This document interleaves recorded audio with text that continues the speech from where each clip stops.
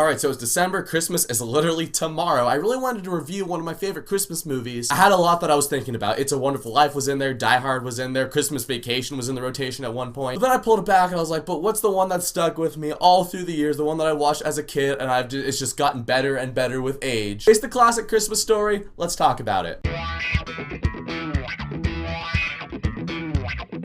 So the Muppet Christmas Carol, pretty self-explanatory. Christmas Carol with Muppets and Michael Caine as Scrooge. That's always cool. I'm going to talk about the plot a little bit more in this movie review than I would for other movies, but it's a Christmas Carol. You guys all know the plot. Well, for the two of you that don't, I'm going to explain it. So Michael Caine plays Ebenezer Scrooge, a shrewd, evil, old businessman. He has no time for friends, fun, family, or Christmas. And one day he is visited by the ghost of Jacob Marley, and in this movie, Robert Marley, his brother. Get it? Robert, Bob Marley and the Wailers. You get it. And the Marleys tell him, hey, you really gotta shape up. So you're gonna be visited by 3 ghosts tonight that are gonna teach you what Christmas is all about. Oh, and if you don't change your ways, you're gonna end up like us, roaming around the afterlife in chains forever. So, you know, no pressure. The story we've all grown up listening to, but with the Muppets. And what's interesting about this movie is it's not really the conventional Muppet movie. You know, most Muppet movies are comedies, and this movie does have comedy in it, but this movie has a lot more heart than the other Muppet movies do. I'm not saying the other Muppet movies don't have heart. I'm just saying this movie relies a lot more on the feels than the other Muppet movies do. When I think of Scrooge, I think of Michael Caine. Part of that is probably because this is the Christmas Carol that I grew up with, but I think Michael Caine just works really well as Scrooge, especially in this kind of fictionalized, Muppetized version of it. They're allowed to be a little more cartoony, a little more ridiculous. And he's got a couple scenes in this movie, again, relying on the heart aspect of it. There was actually a scene in this movie that was cut out of the theatrical one, but it's when they go back to the past and Scrooge sees his old girlfriend, Belle. In the book and the other movies, they're in Scrooge's office and Scrooge yells at her and basically she says, we're done. In this movie, she lets him down a little bit lighter, but she sings this song, and they cut the song out because they test screened it and they found that kids were getting bored during this song. The song as a whole, I like fine. I think it's a cool scene, but the part that's great and the part where Michael Caine really shines as Scrooge is when Belle is singing like the last verse of the song, and then Michael Caine, the old Scrooge that she can't see, but he walks up behind her and he starts singing with her, and Michael Caine's like trying to fight back tears as he's singing it. You can tell this old guy is just looking at her and he's like, this is the life I could have had.